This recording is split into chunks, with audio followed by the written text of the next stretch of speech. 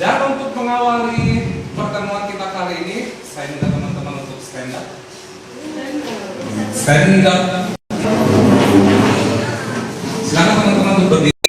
Juga keluar dari zona kursinya, karena mungkin nanti ada gerakan-gerakan yang membutuhkan gerakan yang mungkin harus lebih ekstra, apakah nanti kena meja ataupun kursi. Pucet ya? Oh, gila dia. Sengaja karena pakai masker ya. Iya, benar banget. Sekarang kita mau ajak dance dulu. Are you ready, guys? Ready ya? Pokoknya nanti kalau seheboh, se-ekspresif mungkin. Ikuti lagunya, ikuti nyanyiannya, ikuti gerakan. Oke, siap? Siap. Tangan ke depan, jari jempol diputar, bergoyang-goyang dan sameri-meri bergerak. Ikuti saya sambil nyanyi. Ikuti saya, ikuti saya sekarang juga.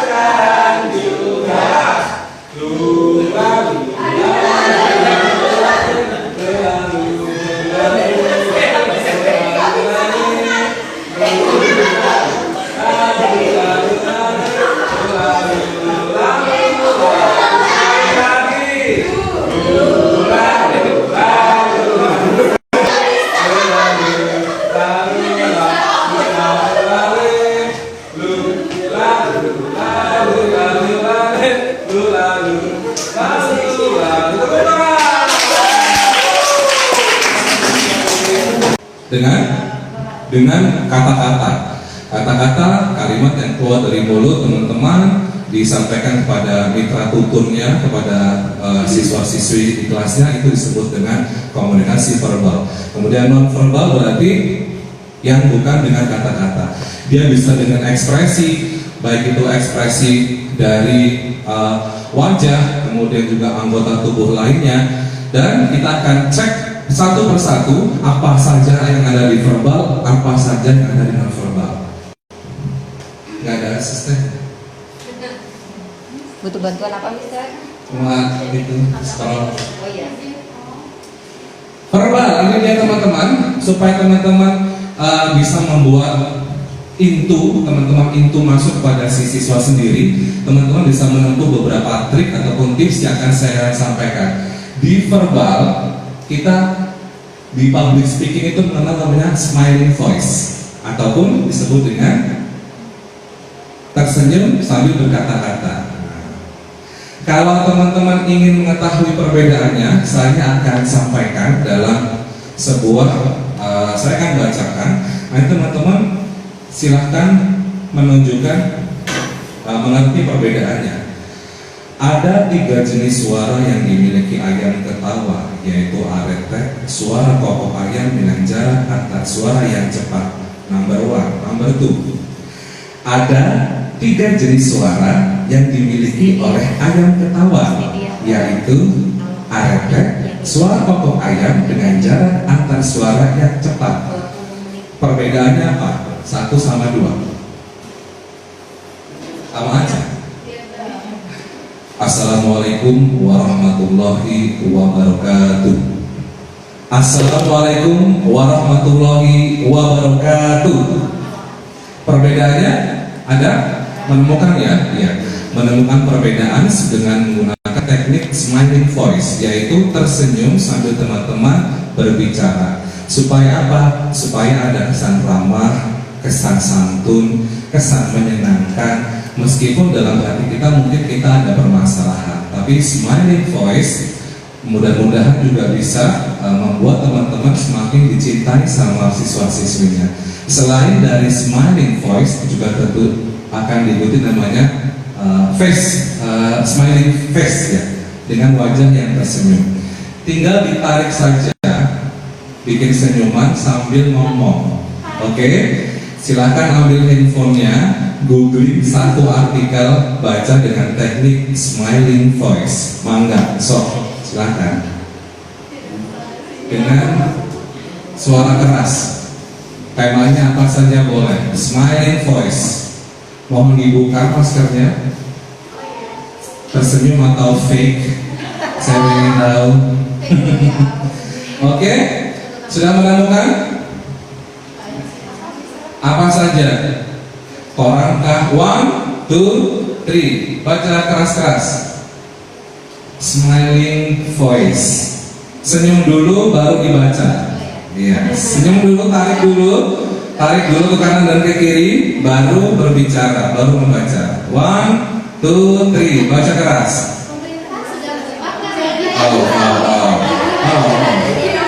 Oh.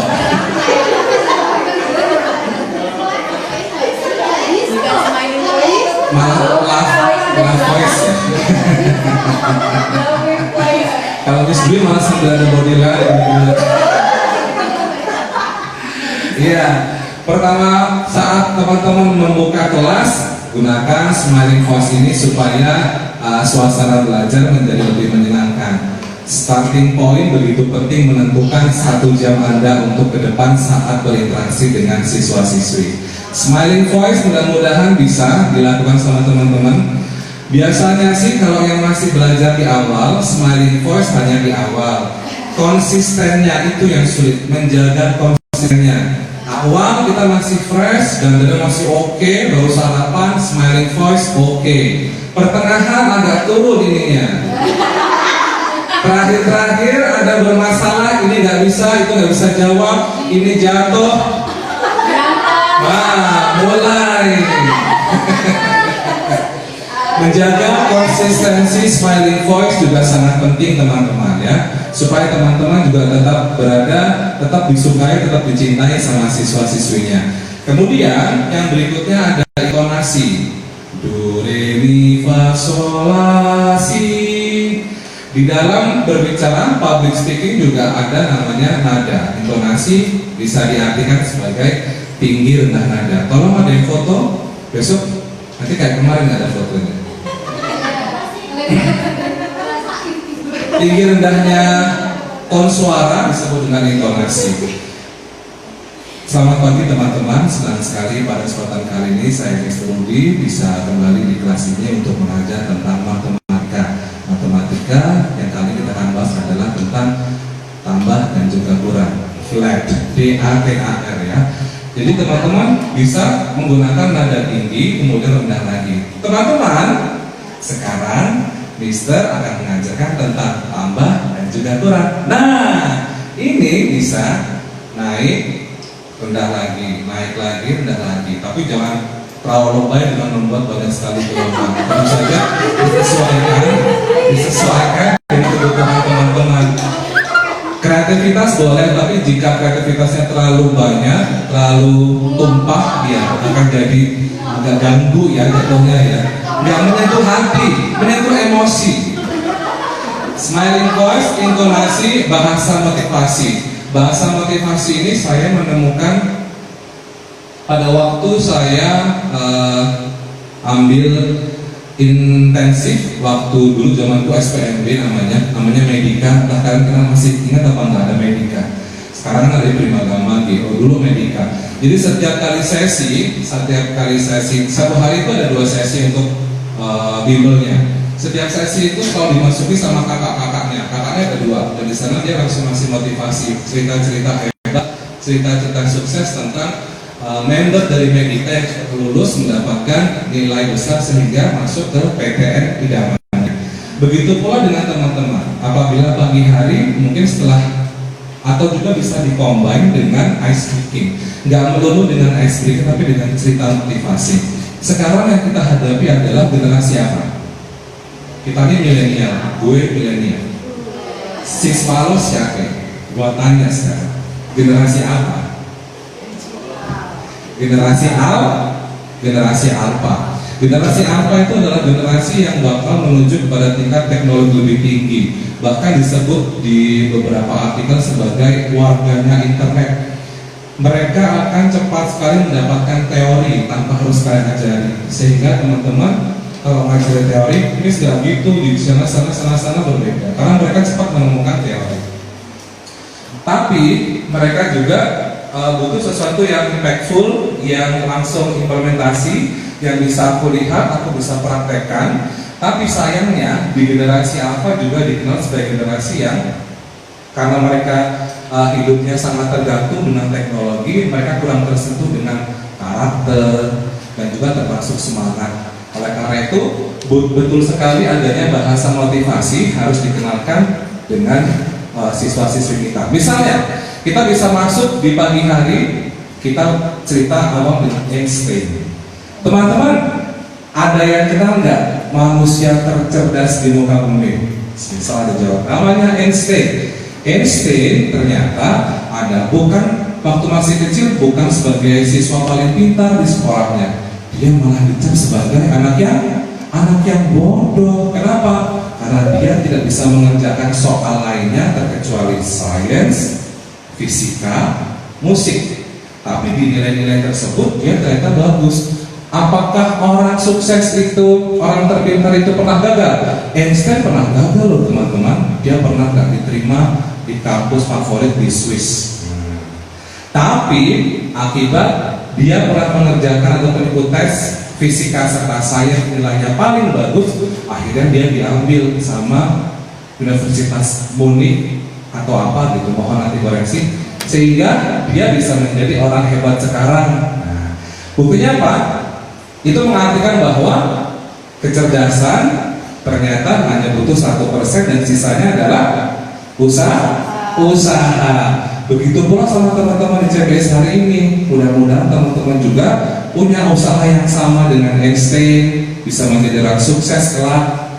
Diawali dengan cerita-cerita motivasi, cerita-cerita sukses untuk membuat mereka lebih bersemangat. Sekarang kita bisa melihat di luar sana begitu banyak sekali orang-orang yang pintar, orang-orang yang smart, yang pandai, tapi karena nggak punya motivasi ya akhirnya dia hidupnya begitu-begitu saja. Tapi ternyata yang punya motivasi tinggi bisa berubah menjadi kupu-kupu yang menjelma. Nah, dari kepompong jadi kupu-kupu yang tingkat levelnya yang lebih cantik. Benar sekali Bunda. Bahasa motivasi juga berkaitan erat dengan pendekatan cerita. Memberikan cerita juga akan membuat anak-anak menjadi lebih antusias di pagi hari. Nggak bete, nggak langsung dengerin ceramah. Kemudian kalau yang berani ini tantangannya humor, tapi resikonya besar. Ya. Resikonya besar. Kalau nggak lucu, humor.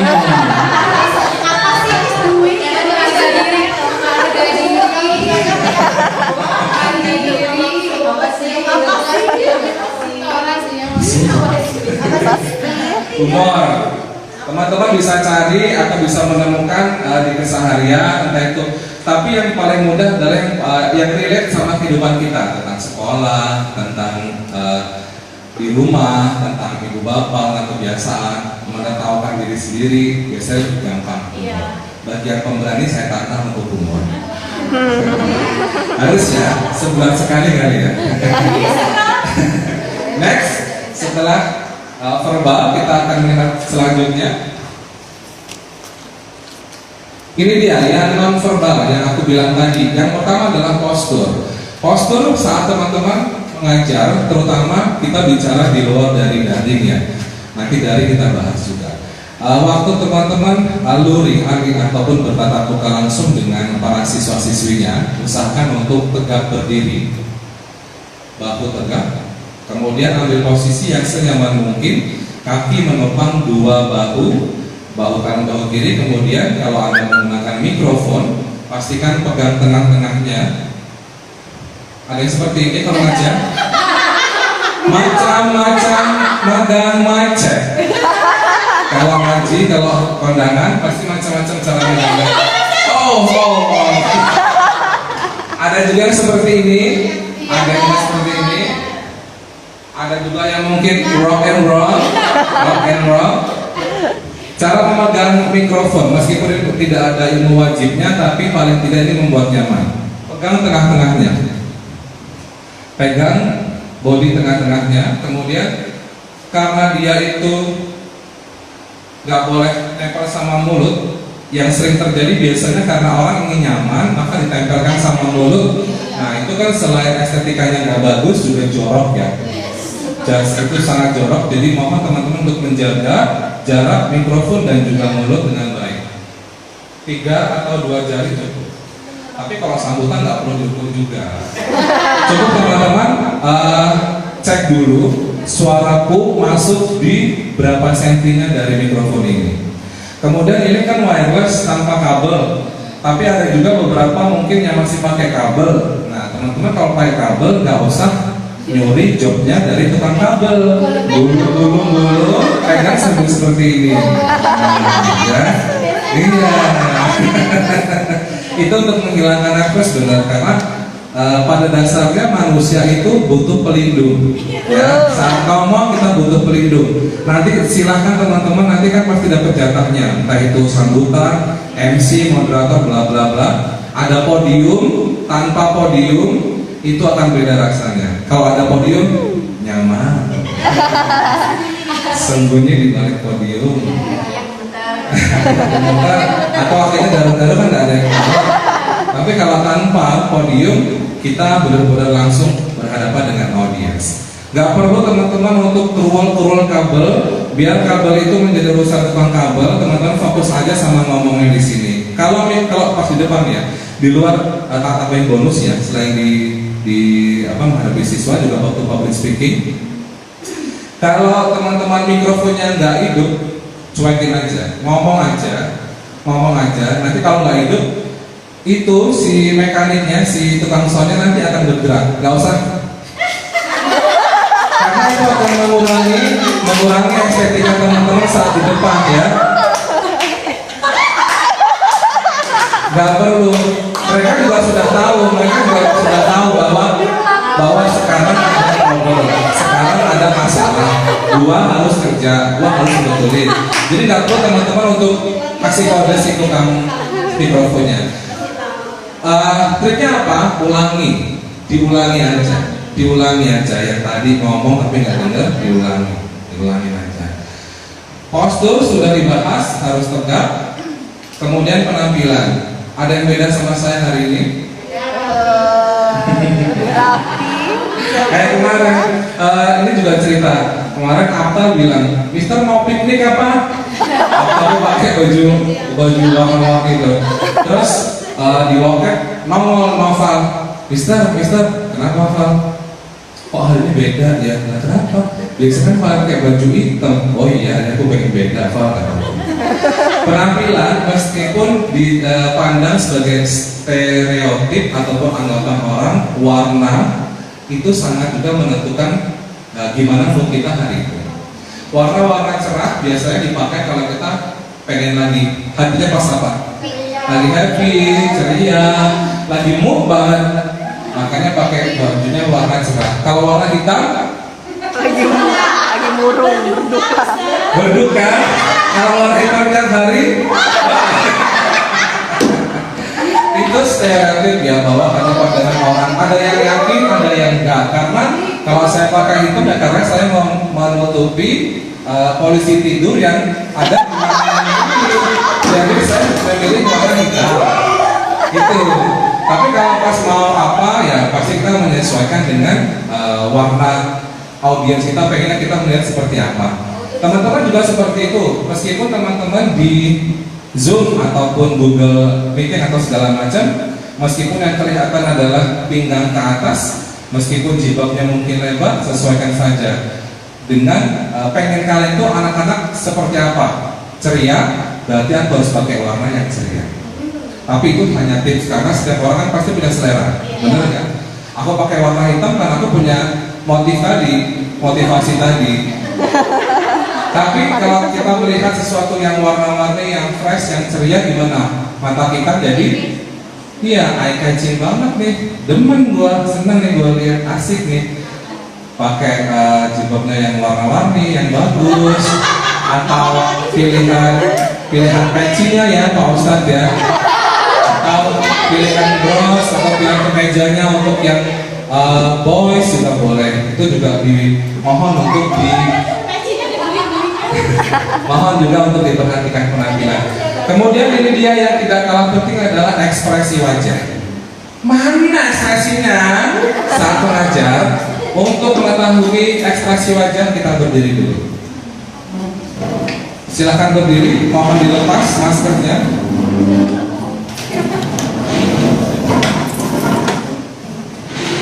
Kita hari ini akan belajar ekspresi. Angkat tangan kanan ke depan seperti ini. Geser ke kanan.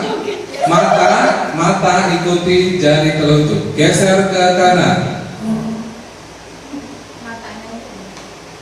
Kemudian yang kiri. Lakukan hal yang sama. 1, 2, 3, go. Oke, masih ada yang kepalanya ikut, kita ulangi. Hanya mata saja. Kanan dulu. Kanan. 1, 2, 3, go. Cukup. Sebaliknya. 1, 2, 3, go. Kami ke belakang. Oke. Sekarang angkat tangan kanan, angkat tangan kiri. Tangan kiri saja. Umpamakan di tangan kiri ada bola bekel atau bola pingpong atau bola kasti yang agak besar, bola kasti. Bayangkan bola kasti. Ambil dengan tangan kanan, masukkan pelan-pelan ke mulut. Gimana rasanya? Harus lebih lebar. Masukkan, tutup mulutnya. Nah, ada menggembung. Iya. Menggembung, keluarkan lagi, keluarkan. Iya. Itu dia ekspresi. Latihan lagi ya. Ada setoples permen di hadapan teman-teman. Banyak isi permennya. Kita buka, tutup toples, letakkan, ambil salah satu permennya. Jangan lupa dikupas, karena nggak mungkin dimakan, pakai kulitnya. Lalu dimakan. Miss Dwi, rasa permenmu apa? Asam kok asam? Miss Ririn, permenmu apa rasanya? Manis, tapi kok nggak dikenyot? Nggak digigit permennya? Bunda, permenmu apa rasanya, Bun?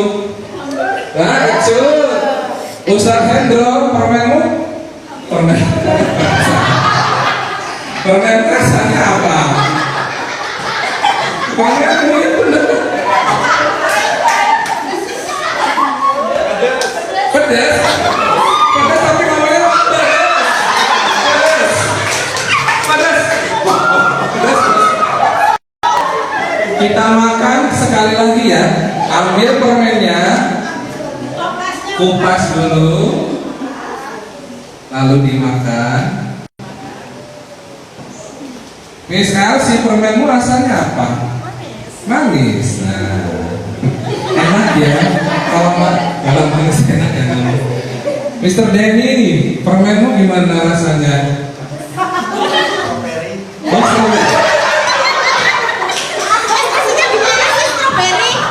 Miss Yelmi, permenmu gimana rasanya? Min. Mr. Agus. Gimana ya? Oke, tepuk tangan buat kita semuanya. Silakan dulu dipakai kembali maskernya. Kita sudah belajar mengenai trik awal bagaimana berekspresi. Kecut, Mister. Percaya nggak kamu itu kecut? Hah? Enggak. Cut.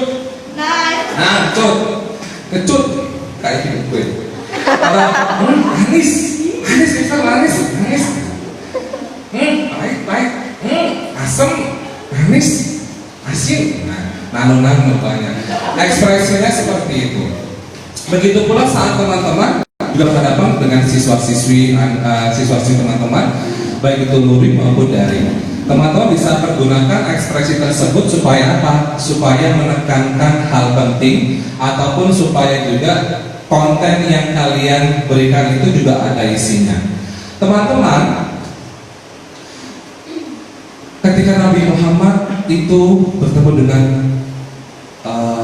orang jahat itu menimbuki dari badan si Nabi. Lalu tapi Nabi tidak membalas dengan kejahatan juga, justru dengan senyuman, dengan kebaikan.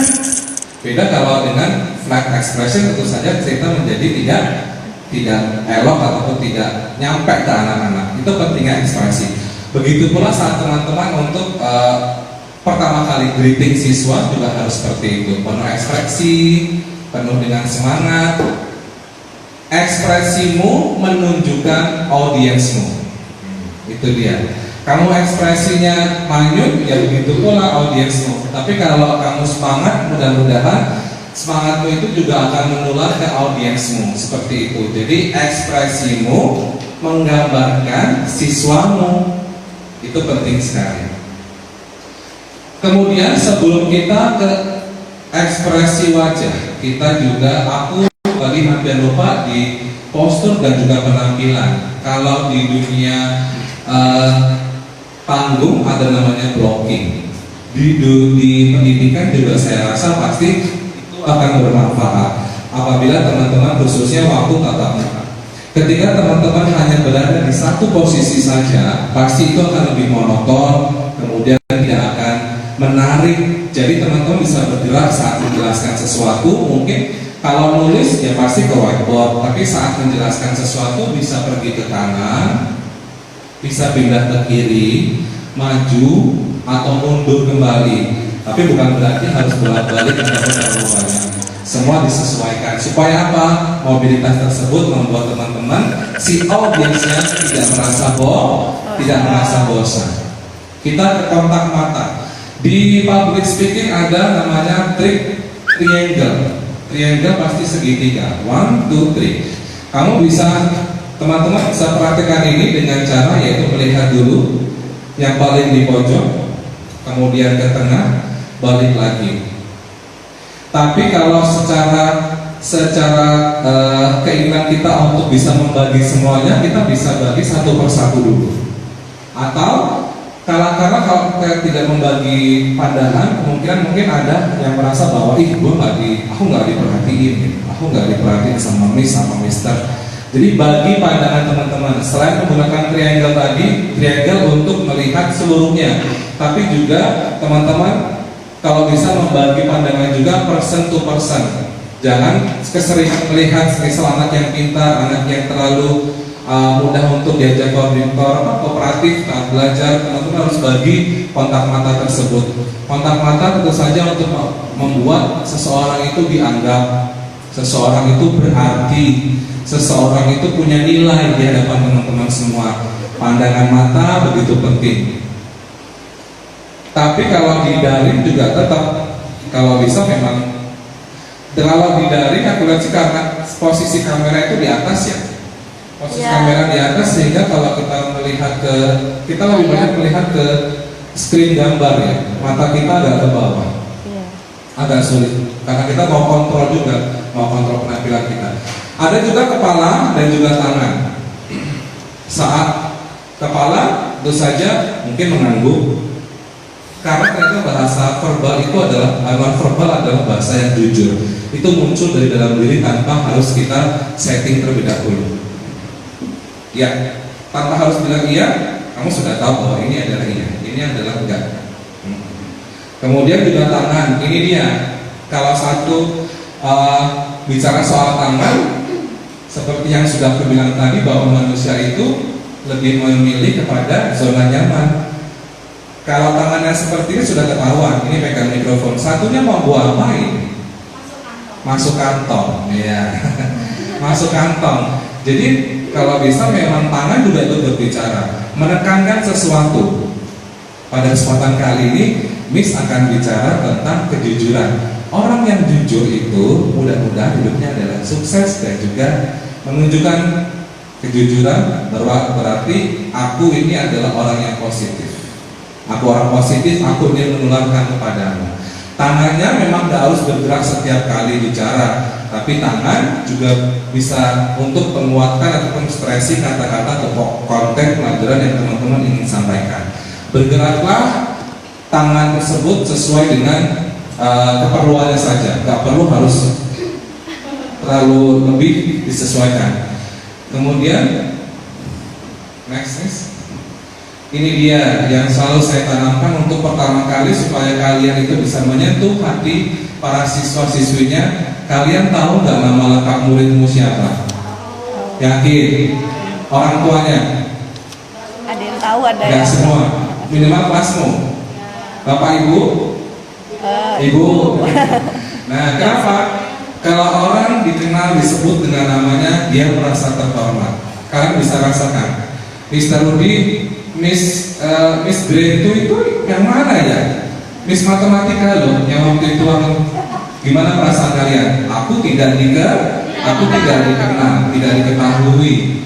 Jadi dengan menyebut nama seseorang berarti kamu itu menghargai, menghormati, menganggap orang itu ada dan orang itu ada di hatimu. Karena apa? Karena kamu selalu memikirkan itu, kamu selalu memikirkan dia. Jadi aku tahu. Jadi mulai sekarang teman-teman yang belum menghafalkan nama siswa lengkap, mohon dihafalkan.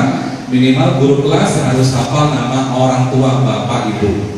Kalau yang jemput beda, hafalin juga. Tanya siapa namanya. Supaya apa? Supaya mereka merasa sangat dihargai sama kita.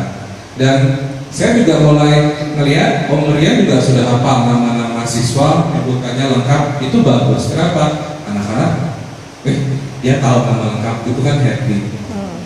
Jadi teman-teman lihat sekarang kalau anak-anaknya sudah lulus dia balik. Nah, kalau nama-nama anaknya sudah hafal semua, naik level berikutnya nama orang tuanya. Yang jadi masalah subject teacher karena dia harus belajar. Selamat ya, Bun, Mr. Agus.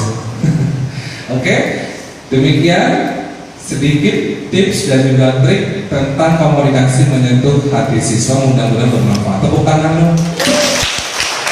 Saya yakin pasti ada yang ingin bertanya, silahkan. Saya persilahkan teman-teman untuk bertanya ataupun diskusi. Mana ekspresinya? Kasih bertanya gimana?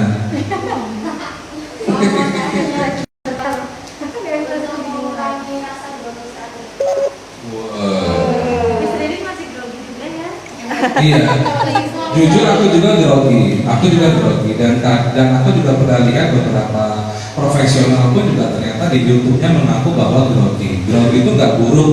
Ngomong belibet bukan dosa, ingat ya, ngomong belibet bukan dosa. Kita masih manusia, belum orang yang sempurna.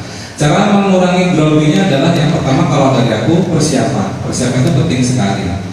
Persiapan mau MC, mau presentasi, mau mengajar, mau memberikan informasi apa, dipersiapkan sebaik mungkin. Kalau mau lebih lama lebih bagus. Seminggu kemudian aku persiapkan dari sekarang. Karena ini berkaitan dengan ngomong, otomatis harus dilatih. Karena ini adalah ilmu praktis. Ada kaca di rumah, ngomong sama kaca. Aku juga kalau sebelum MC biasanya aku ulang lagi naskahku di kaca sebelum aku berangkat paginya. Supaya apa? Supaya untuk melatih bibir, mulut, dan juga isi kepala kita. Kata-kata yang dikeluarkan itu akan didengar sama otak dan akan direspon sama tubuh. Percaya sama itu. Jadi waktu kalian di depan, ya udah tinggal nge-flow aja. Grogi itu cuma ada di awal. Starting point itu biasanya grogi itu aja. Dan teman-teman juga perlu yakin bahwa ngomong belibet bukan dosa, gua manusia. Kemudian setelah persiapan, penampilan juga penting. Kadang kalau sepatu nggak enak, baju nggak enak, atau baju nggak mood sama hari ini itu juga ngaruh. Jadi persiapan bukan cuma persiapan tentang konten yang mau disampaikan, tapi juga penampilan juga butuh. Kemudian praktis, make perfect, itu dia lah, sama doa. Tapi kalau grogi di awal itu wajar. Yang jadi masalah kalau grogi dari awal, tengah, akhir, itu jadi masalah. Kalau grogi di awal itu biasa, tapi kalau awal sampai akhir mungkin itu perlu, memang jam terbangnya perlu terus dilatih. Kemudian prakteknya juga harus, latihannya juga harus lebih keras daripada teman-teman yang lainnya. Next. Misternya nih, mister. Dia salah satu mister. Silakan bertanya. Mungkin kaitannya dengan di kelas, pada saat ngajar. Mister Denny belum pernah ngajar, aku mau nanya apa ya? Tahu juga gitu ya. Ya, Mr. Denny tadi grade 4 itu siapa? Oh, Bunda lah. Silakan Bu, nanti Mr. Denny tak sampai. Oh, iya, jadi tadi si Zaidan sama Arya atau siapa itu, 2 orang. Mister, itu yang di komputer siapa namanya? Nah, kamu di sini kan jadi warga sini, bukalah dirimu untuk juga kenalan sama siswa-siswi di sini. Mereka nanya, itu siapa? Aku gak kenal, aku malu. Mister, namanya Denny. Sampai pintu mau keluar tempatku, Mister, D-E-N-I. Iya bener, D-E-N-I. Orang-orang, teman-teman kita yang kecil-kecil itu pengen kenal sama kamu. Jadi bukalah dirimu untuk siswa-siswi CBS. Bunda. Iya, Mister Komputer. Tuh, berarti nama penting toh. Kamu pengen dikenal nama kan? Mister Komputer. Mister Komputer. Ayo, Bu. Apa, Bu?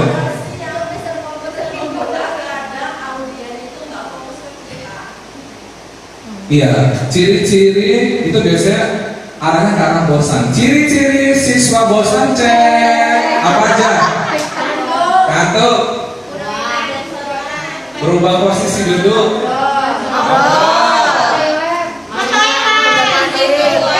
muak, izin berkali-kali, sibuk, itu dia. Teman-teman juga harus jeli melihat itu. Biasanya Bun, itu karena kita nggak menarik, kita membosankan.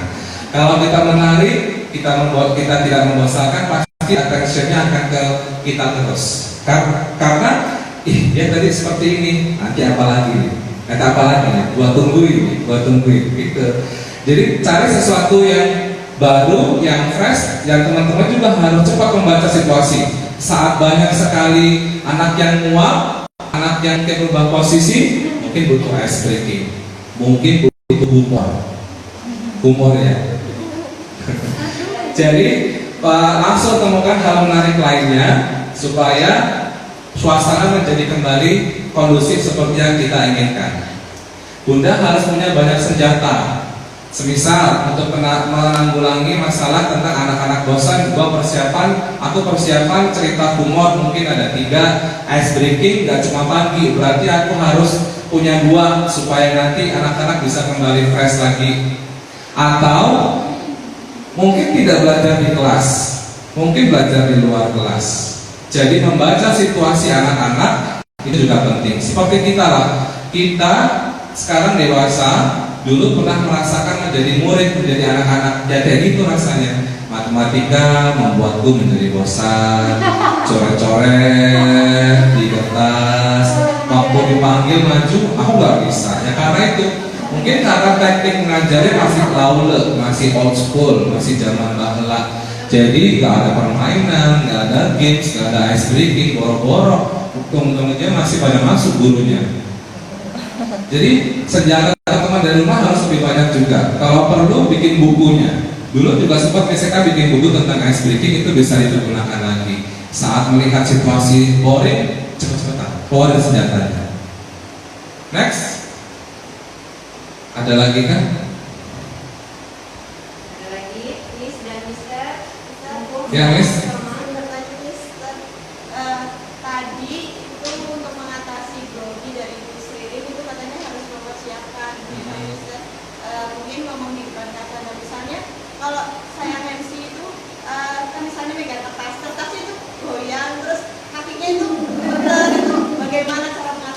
checking ya. Iya, kalau grogi memang kelihatan banget. Terus ini Duduk-duduk. Awalnya kamu minum nggak? Minum, iya. Minum itu juga membantu untuk mengurangi rasa deg-degan. Tapi deg-degannya bertahan berapa lama? Nggak terusan, berarti cuma awalan aja. Awalan saat kamu pertama kali datangnya lebih pagi, pas jamnya atau gimana? Pas jamnya, jangan pas jamnya, sebelumnya 1 jam. Kalau aku coba 1 jam sampai 1,5 jam. Aku cobain dulu panggungnya. Cobain panggung. Jadi kayak kita lagi di panggung, minta difotoin, gini-gini. Jadi waktu kita maju, itu bukan maju yang pertama. Aku sudah maju sebelumnya. Jadi itu fungsinya kalau di ECBS ada gladi seperti itu. Untuk teman-teman untuk merasakan seakan-akan gitu. Jadi kalau bisa jangan pas jamnya, 1 jam, 1,5 jam itu sudah nyicipin dulu. Dan biasanya kalau posisi mau MC atau apa, datang pas jamnya itu kita masih perjalanan masih duduk-duduk. Badan juga masih nggak fresh, masih capek misal naik motor. Jadi kalau bisa didinginkan dulu badannya, minum, habis minum tenangkan, baru kita buka lagi naskahnya, dibaca lagi, cicipi panggungnya. Kalau nggak ada panggung, nggak ada kuade, pelaminan, kalau misal dia di rumah, cicipin itunya, dekorasinya. Foto aja di situ bisa, tapi usahakan berdiri sesuai sama nanti posisi kamu, supaya nanti berikutnya kamu sudah merasakan, jadi nggak ada kesan grogi lagi. Tapi yang paling mudah untuk menghilangkan grogi ya cuma jam terbang, praktisnya. Terus menerus, lama-lama terbiasa. Tapi grogi itu wajar, karena grogi itu bermanfaat untuk mengurangi over PD. Kamu ke PD-nya juga nggak bagus. Terlalu ngomongnya terlalu pede, semua udah aku kuasai sampai akhirnya terkakak-kakak saat ngomong kan akhirnya nggak bagus. Jadi grogi itu sebagai kontrol kita. Cuman kuasain di awal, selebihnya dari flow, enak aja. Ada lagi berikutnya? Mungkin nanti kayaknya ini lebih cenderung ke public speaking for teacher ya. Nanti kita kasihkan ya. Sambutan MC boleh nanti kita share. Ada lagi, Mister? Aku belum mendengar suara Mister.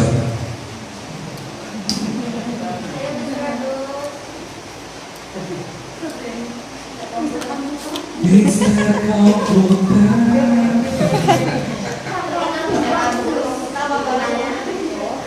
Iya, Mister dari banyak yang pengen nanya, pengen tanya.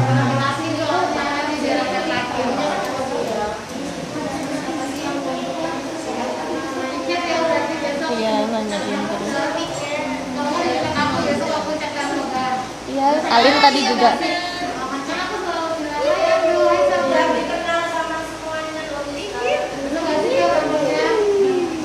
Ada lagi? Kalau enggak, mencukupkan sudah lewat jam pulang. Disambung berikutnya lagi. Cukup ya teman-teman ya? Iya. Di akhir yang saya sampaikan bahwa teman-teman menghadapi generasi alpha. Generasi alpha itu generasi yang pengen pegang langsung, nggak mau teori, karena teori aku temukan di Google. Cari yang impactful, cari yang bermanfaat, manfaatnya langsung aku rasakan. Karena mereka adalah generasi di bawah naungan internet. Kalau kita masih milenial, kita masih merasakan kebudayaan dulu, masih main karet, masih main gundu, masih main rumah pasir-pasiran, bla bla bla bla. Anak sekarang nggak ada. Anak sekarang pegangannya adalah handphone. Handphone malah kadang diwajibkan, karena nggak ada handphone kamu tidak bisa belajar. Jadi menghadapi anak generasi alpha harus juga tetap supaya kalian itu masuk langsung ke orangnya, sentuh hatinya dengan teknik komunikasi ini. Kemudian juga cari senjata-senjata yang langsung impactful, langsung dirasakan ke anak-anaknya. Jangan ngomongin teori, karena teori mereka gampang sekali dapatkan di Google. Itu saja dari saya, thank you. Mudah-mudahan bermanfaat. Wassalamualaikum warahmatullahi wabarakatuh. Waalaikumsalam.